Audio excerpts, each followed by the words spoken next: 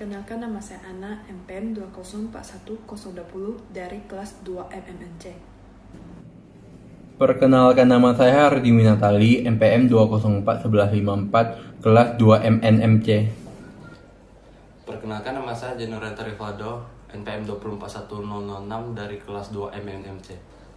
Perkenalkan, nama saya Nirul Syana dengan NPM 2041009 dari kelas 2 MNMC. Perkenalkan, nama saya Weni dengan NPM 2041019 dari kelas 2 MNMC. Dalam video ini kami akan menjelaskan secara singkat mengenai proposal kami tentang implementasi cara-cara penyelesaian konflik bisnis serta tipe-tipe kepemimpinan atau leadership di UMKM kami, yaitu The Bella Bubble Tea di Korea. Pertama-tama saya akan menjelaskan gambaran umum UMKM kami. Jadi awal pemilik mulai merintis usahanya di bidang food and beverage ini karena pemilik tersebut dia sangat tertarik dengan bidang tersebut. Jadi menurut pemilik tersebut, dulunya kan belum ada jual bubble tea di Karimun. Oleh karena itu pemiliknya pun berpikir bahwa ini akan menjadi peluang yang baik bagi dia untuk memulai bisnis ini. Jadi pemiliknya itu pun membuka toko dengan nama The Bella Bubble Tea yang menjual minuman seperti bubble tea, dan perlahan-lahan pemiliknya itu pun berpikir ingin menjual makanan ringan untuk melengkapi minuman tersebut. Tempat usaha The Bella Bubble Tea itu dia terletak di Jalan Ahmad Yani, nomor 145, Kecamatan Karimun, Kabupaten Karimun. Lokasi ini itu dia sangat cocok untuk menjalankan bisnis karena terletak di posisi yang strategis sehingga mudah dicari oleh orang-orang. Tempat The Bella Bubble Tea itu tidak terlalu luas dan tempat duduk yang tersedia juga tidak terlalu banyak, sehingga membuat tempatnya itu jadi lebih nyaman. Ruangannya juga dilengkapi dengan pendingin ruangan sehingga terasa nyaman duduk di dalam. The Bella Bubble Tea itu juga tersedia banyak pilihan makanan dan minuman. Pemilik The Bella Bubble Tea itu dia bernama Su Jen-goh yang memulai bisnisnya di bidang food and beverage karena dengan sendiri tanpa ada partner kerja. Pada awalnya itu dia di dalam usaha tersebut memiliki 3 karyawan. Karena kan pandemi COVID ini, sekarang hanya tersisa 2 karyawan, yaitu kasir dan koki. Sekarang The Bella Bubble Tea itu sudah membuka cabang yang kedua yang bernama Heavenly Friday yang terletak di Jalan Letjen Suprajo, nomor 37, Sungai Raya, Meral Tanjung Balai, Karimun. Di Heavenly Friday itu dia sudah jauh lebih mengembangkan produk makanan dan minumannya serta kemasan produknya, sehingga banyak yang tertarik untuk ke sana untuk rileks dan nongkrong, dan mereka juga sudah mulai menerapkan sedotan yang stainless steel atau bisa dipakai berulang-ulang. Mereka juga punya slogan sendiri, yaitu Have a Heavenly Friday. Jadi selanjutnya saya akan menjelaskan pentingnya manajemen konflik di dalam suatu bisnis dan peranan kepemimpinan dalam UMKM The Bella Bubble Tea. Jadi dalam sebuah bisnis atau UMKM, manajemen konflik itu sangat diperlukan dan sangat penting itu dikembangkan karena dengan adanya manajemen konflik, UMKM dapat mengevaluasi efektivitas sistem dan juga mengembangkan kompetensi di UMKM tersebut. Jadi dengan adanya manajemen konflik dapat mengembangkan kompetensi apabila penanganan manajemen konflik itu dia menggunakan strategi yang tepat dan sistem yang benar. Bagian terpenting dari sebuah manajemen konflik itu adalah seorang pemimpin UMKM itu dapat menerima dan mendefinisikan pokok permasalahan yang timbul dengan cara mencari dan mengumpulkan informasi yang jelas, kemudian akan melakukan evaluasi terhadap keadaan dan memberikan solusi ataupun jalan yang benar serta mengawasi lebih lanjut atas keputusan yang sudah disepakati bersama-sama. Selanjutnya 1.3 teori 6 emotional leadership style dan tipe pendekatan kepemimpinan yang paling efektif dalam kasus penyelesaian bisnis pada UMKM The Bella Bubble Tea. Pada teori 6 emotional leadership style, pendekatan yang cocok untuk UMKM kami adalah coaching style. Karena pemimpin menggunakan gaya ini untuk sebuah mimpi dan tujuan dalam UMKM tersebut serta menyisihkan waktu untuk melatih dan mengasah karya baru supaya lebih bertanggung jawab. Selanjutnya poin 1.4 yaitu langkah-langkah penyelesaian konflik yang efektif bagi seorang pemimpin yang merujuk pada process of decision making. Jadi konflik itu merupakan kondisi di mana terjadi pertentangan antara dua belah pihak. Konflik itu bisa terjadi di suatu organisasi. Berikut adalah langkah-langkah yang dapat dilakukan pemimpin dalam menghadapi konflik. Yang pertama dengan mencari sumber masalah. Jadi pemimpin itu harus memulai dengan mencari sumber masalah, tetapi pemimpin tidak boleh sembarang menuduh anggota organisasi yang lain. Dan selanjutnya bisa dilakukan dengan berdiskusi. Jadi pemimpin harus berdiskusi dengan anggota organisasinya. Dan yang terakhir ada dengan menyelesaikan masalahnya. Pemimpin harus memastikan anggota organisasinya tidak ada yang tersinggung dan menerima semua solusi yang telah didapatkan. Saya poin 1.5 yaitu pentingnya 8 steps to successful change dari Kotter dalam menunjang keberhasilan penyelesaian konflik bisnis. Jadi langkah-langkah ini dibuat untuk meningkatkan kemampuan organisasi dalam menerapkan perubahan. Dengan mengikuti langkah ini dapat menghindari kegagalan dan dapat meningkatkan peluang dalam menerapkan perubahan. Berikut adalah 8 langkah perubahan oleh John Kotter. Yang pertama adalah dengan menumbuhkan rasa urgensi. Jadi langkah pertama adalah dengan menumbuhkan rasa urgensi atau menciptakan kebutuhan mendesak. Tahap ini itu akan memotivasi karyawan untuk bergerak lebih cepat dalam mendukung perubahan. Selanjutnya yang kedua adalah membentuk koalisi yang kuat. Jadi setelah menumbuhkan rasa urgensi, kita perlu mengajak orang lain untuk bersama-sama melakukan perubahan dan membentuk suatu kelompok di suatu organisasi. Selanjutnya yang ketiga adalah dengan membuat misi perubahan. Visi perubahan ini harus mudah dipahami dan mencakup seluruh tujuan dari perubahan. Dan selanjutnya yang keempat adalah mengkomunikasikan visi. Visi yang telah dibuat itu harus dikomunikasikan kepada seluruh anggota organisasi agar dapat diterima dan dapat mendapat dukungan dari mereka. Tahap selanjutnya yang kelima ini adalah dengan menghapus rintangan. Tahap ini adalah dengan mencari tahu rintangan apa saja yang dapat menghalangi perubahan dan setelah itu harus diselesaikan. Dan selanjutnya yang keenam ini adalah menciptakan sasaran jangka pendek. Sasaran jangka pendek itu diciptakan untuk menunjukkan keuntungan dan keberhasilan untuk jangka pendek. Ini dapat menjadi motivasi untuk para anggota dan menjadi arahan terhadap kegiatan perubahan. Selanjutnya yang ketujuh adalah dengan tetap membina perubahan yang telah diciptakan. Jadi walaupun sudah mencapai perubahan yang diinginkan, sangat penting untuk tetap mempertahankan dan meningkatkan perubahannya untuk menjadi lebih baik. Selanjutnya yang ke-8 adalah mengukuhkan perubahan ke dalam budaya. Jadi perubahan itu harus menjadi bagian penting dalam sebuah organisasi supaya perubahan itu dapat terus berlanjut dan sampai cukup kuat untuk menggantikan kebiasaan lama. Pendekatan strategi, approach to strategi dalam penyelesaian konflik bisnis. Pendekatan strategi dalam penyelesaian konflik bisnis dan peran pihak yang terlibat dalam penyelesaian konflik bisnis. Pendekatan strategi dalam penyelesaian konflik bisnis. Menurut KTBT, untuk menyelesaikan konflik bisnis diperlukan strategi perusahaan untuk sebagai referensi. Ada 3 strength yang harus dimiliki oleh setiap strategi leader, yaitu 1. Strategi thinking. Itu adalah strategi yang dibutuhkan sebuah ilmu yang kompleks akan suatu organisasi dalam lingkungannya. 2. Strategi acting adalah strategi yang dibuat oleh perusahaan untuk pelaksanaan dari rencana yang sudah dibuat. Seorang pemimpin strategi harus dapat membuat keputusan dengan tidak merugikan diri sendiri atau mengorbankan bisnis perusahaan. 3. Strategi influencing adalah strategi yang membuat komitmen dalam suatu perusahaan sehubungan dengan arah dari strategi perusahaan dengan cara mengikuti serta orang-orang yang di dalam dan di luar organisasi dengan proses strategi yang dilakukan proses perusahaan tersebut. Peran dari pihak korporat, operasional, dan unit dalam penyelesaian konflik bisnis. Terdapat beberapa peran pihak yang terlibat dalam penyelesaian konflik bisnis, yaitu Corporate adalah suatu proses strategi untuk menangani tujuan dari sebuah perusahaan untuk mencapai tujuannya. Pada strategi ini terdapat beberapa kegunaan seperti menentukan jenis produk yang akan diproduksi dan di mana tempat akan diadakan produksinya.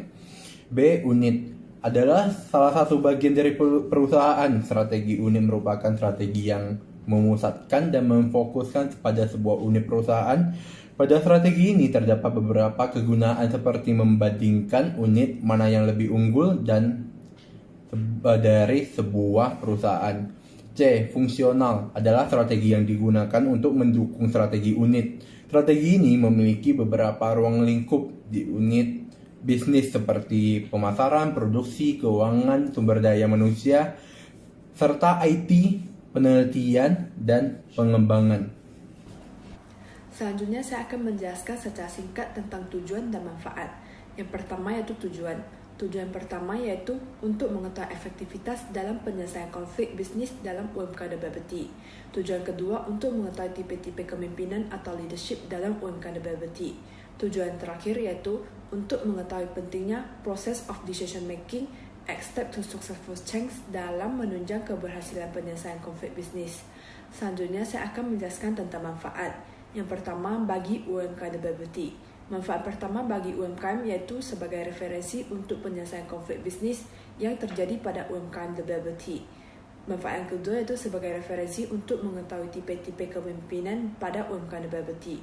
Selanjutnya itu manfaat bagi peneliti. Manfaat pertama yaitu sebagai pengalaman untuk penyelesaian konflik antara anggota atau organisasi yang akan menimbulkan konflik. Manfaat yang kedua yaitu untuk mengetahui corporate, operasional, unit dalam peran pihak yang terlibat dalam penyelesaian konflik bisnis. Selanjutnya itu manfaat bagi akademik. Manfaat yang pertama yaitu sebagai referensi untuk melakukan penelitian terhadap konflik bisnis dan tipe-tipe kepemimpinan pada UMKM Bubble. Bab 2, landasan teori konflik bisnis dan tipenya. Pengertian konflik. Konflik organisasi atau dikenalkan sebagai konflik tempat kerja digambarkan sebagai ketidaksepakatan atau kesalahpahaman yang dihasilkan dari perbedaan pendapat aktual atau dipersepsikan akan kebutuhan, kepercayaan, sumber daya manusia, dan hubungan antar anggota organisasi. Bentuk konflik. Konflik mempunyai 3 bentuk, yaitu A. Konflik dalam kelompok adalah pertentangan antara 2 atau lebih anggota kelompok untuk memenuhi tujuan yang sama. Konflik antara anggota tim dibagi menjadi 2, yaitu konflik fungsional adalah ketidaksepakatan yang tidak terlalu mempengaruhi kinerja tim. 2. Konflik disfungsional adalah ketidaksepakatan antara karyawan yang mengganggu kerja tim dan mencegah anggota tim mengikuti tujuan bersama hingga seluruh tim menjadi tidak berfungsi. B. Fungsi antara organisasi adalah pertentangan antara organisasi yang sering terjadi akibat bentuk persaingan ekonomi tergantung pada lingkungan sekitar. Dengan menyelesaikan konflik tersebut harus melalui pihak ketiga seperti keadilan. C. Konflik antar kelompok. Konflik antar kelompok adalah pertentangan antara satu kelompok atau lebih untuk memenuhi tujuan yang sama atau kepentingan yang sama. Merangsangkan timbulnya konflik. Konflik akan terjadi pada struktur organisasi masyarakat dalam setiap tingkat. Oleh karena itu, diperlukan seni mengelola konflik tersebut, yaitu A. Membuat secara penilaian, B. Memastikan masalah konflik dan kontroversial, C. Menganalisis keadaan konflik, dan D. Mendapatkan tindakan yang akan menimbulkan konflik. Biasanya leader tidak suka adanya konflik karena leader harus menjadi penanggung jawab penyelesaian sebuah konflik. Jadi, selanjutnya saya akan menjelaskan strategi untuk menyelesaikan konflik. Ada beberapa strategi untuk menyelesaikan atau penanggulan konflik, yaitu yang pertama itu adalah pemecahan persoalan, yang kedua musyawarah, yang ketiga mencari musuh yang sama, yang keempat adalah mensuborganisasi keinginan yang sama, yang kelima itu adalah meningkatkan skill komunikasi, yang keenam adalah mencari bantuan, yang ketujuh adalah koordinasi. Selanjutnya saya akan menjelaskan konflik dengan perilaku. Selain cara investigasi konflik tim ini, ada pun cara lain untuk mengklasifikasikan konflik menjadi beberapa tipe berikut. Yang pertama adalah konflik tim yang konstruktif. Konflik ini semacam muncul ketika anggota tim ini tumbuh secara pribadi dan meningkatkan kualifikasi mereka. Konflik tim yang konstruktif ini dia menghasilkan solusi untuk suatu masalah dan menciptakan kekompakan antar anggota tim. Yang kedua adalah konflik tim yang merusak. Konflik ini muncul ketika proses pemecahan permasalahan tim itu gagal sehingga tidak ada solusi yang dihasilkan dan masalah tetap ada. konflik yang merusak antara anggota tim ini dan menghilangkan fokus upaya kelompok akan mengalihkan energi dan kegiatan yang diprioritaskan. Konflik semacam ini dia akan mendemoralisasi tim dan membuatnya terpolarisasi. Selanjutnya adalah poin 2.2 yaitu managing conflict and change. Jadi konflik itu merupakan suatu situasi yang penuh pertentangan dan menimbulkan tindakan-tindakan yang membuat bermusuhan serta mempunyai karakteristik yang beragam. Jadi selama masih ada perbedaan, konflik itu akan terus terjadi dan tidak akan bisa dihindari. Organisasi dapat mengelola konflik dengan cara berikut ini. Yang pertama adalah dengan diagnosa titik awal atau menentukan sifat dari konflik, dengan mencari tahu akar penyebab konflik tersebut.